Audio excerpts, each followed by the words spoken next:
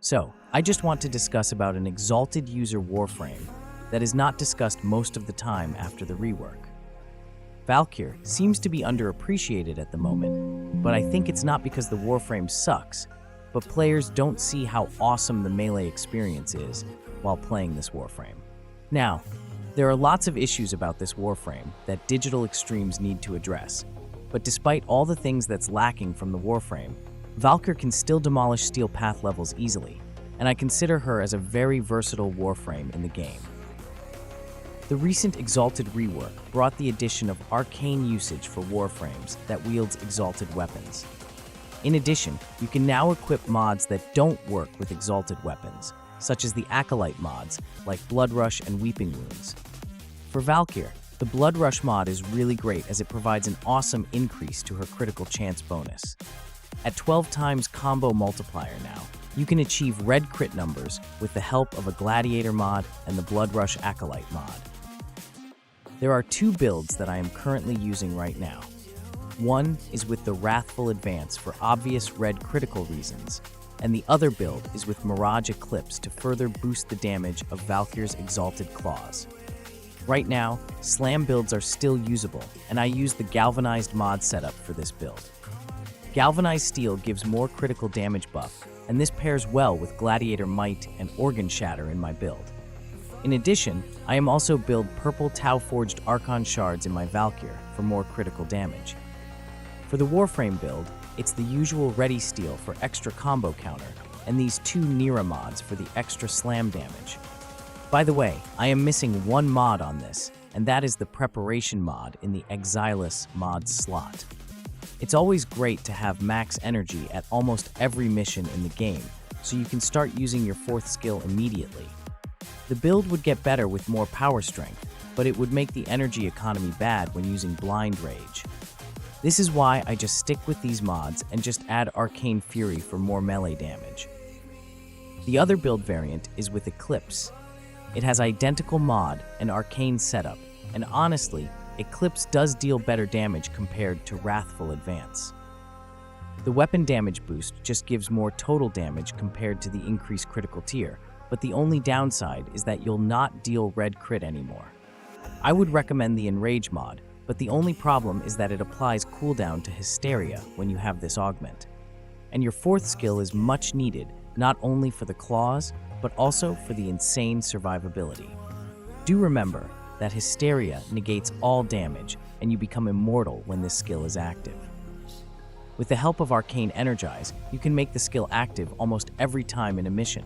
However, there are instances where an Arcane Energize is not enough, and this is why I also suggest the option of using the Hunter Adrenaline mod to restore energy if your health gets hit while Hysteria is not active. It's really a great source of energy restore, especially if you want to use Valkyr on boss fights. The Umbral mods will give you enough survivability to restore energy. The best part is, it's easy to transition from Hysteria to Energy Restore Trick. While Hysteria is active, just simply shoot your gun to restore energy when you are hit, then just press the melee key to get back to Hysteria mode. Finally, I would also like to talk about the future of this build. As you all know, slam builds are not safe right now, and honestly, there's a better and fun setup than just spamming slam builds. With the help of Blood Rush, you can actually deal red crit with the Eclipse build I have shared earlier. Simply remove Galvanized Reflex, then add a Tennokai mod in the Exilis mod slot. It could be Dreamer's Wrath for more critical damage with heavy attacks, or the Discipline's Merit that will activate Tennokai after 4 melee hits instead of chance. Then, use the Naramon Focus for the combo maintenance. Add 2 Dexterity Arcanes in both your secondary and primary. The idea is to build up and maintain 12 times combo multiplier with either normal hits or your spin to win attack. Then, when Tennokai activates, use your slam attack to do insane damage and don't consume your combo. This is really fun to use, as you are not just limited to spamming slam builds, but you can actually use the full melee combo of your Hysteria skill. Now, this is also the reason why I said in my previous video about slam attacks that Digital Extremes should be careful on how they nerf the build.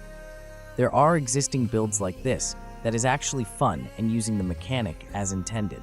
Digital Extremes did mention that they could limit the damage of slam builds through imposing a height restriction, which simply means that the higher you initially press the heavy slam, the more damage you will deal.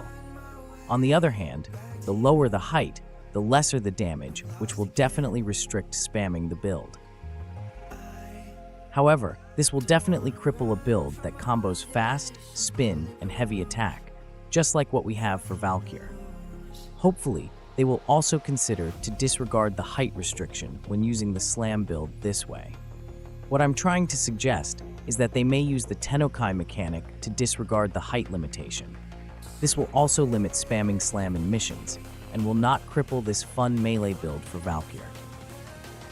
Finally, I would also like to talk about arcanes intended for my synergy. Honestly, the best arcanes I can suggest are melee doggy or melee exposure. Valkyr's Claw is kind of weird because supposedly, this exalted weapon should deal more slash damage as it's a ripping and tearing melee weapon. However, the stat distribution of physical damage is equal, and there are also no guaranteed slash procs on its melee combo. In addition, slash build will be a waste as it will need a lot in the mod setup. It's true that Weeping Wounds can help increase the status chance, and you can give the claws a slash damage mods, so the physical damage will get weighted more. However, the damage that critical mods provides are better compared to focusing on slash builds. This is also the reason why I added subsume builds for this Warframe. The elemental mods also are there to increase the total damage, and I really don't care if the claws will inflict the toxin status for primed Fever Strike. This slot was for drifting contact in the past, but I decided to add North Wind for more damage in the claw. Forming Viral is really not beneficial here, and I just have these elemental mods for more damage. Finally, Melee Exposure does provide bigger damage boost since it adds corrosive elemental damage when you cast an ability. Honestly, nothing really changed on my Valkyr build, but I just added Blood Rush in the mix and the Melee Exposure Arcane for more damage. I really can say that this Warframe is really fun since it has a built-in killing weapon, and with the help of energy maintenance sources like Arcane Energize or Hunter Adrenaline in your build, you can keep up your invulnerability until you finish a mission. With this Warframe, I don't need to pick what weapon to bring, as the Warframe itself is already the weapon. Now, the rest of the video is for my Valkyr fashion frame.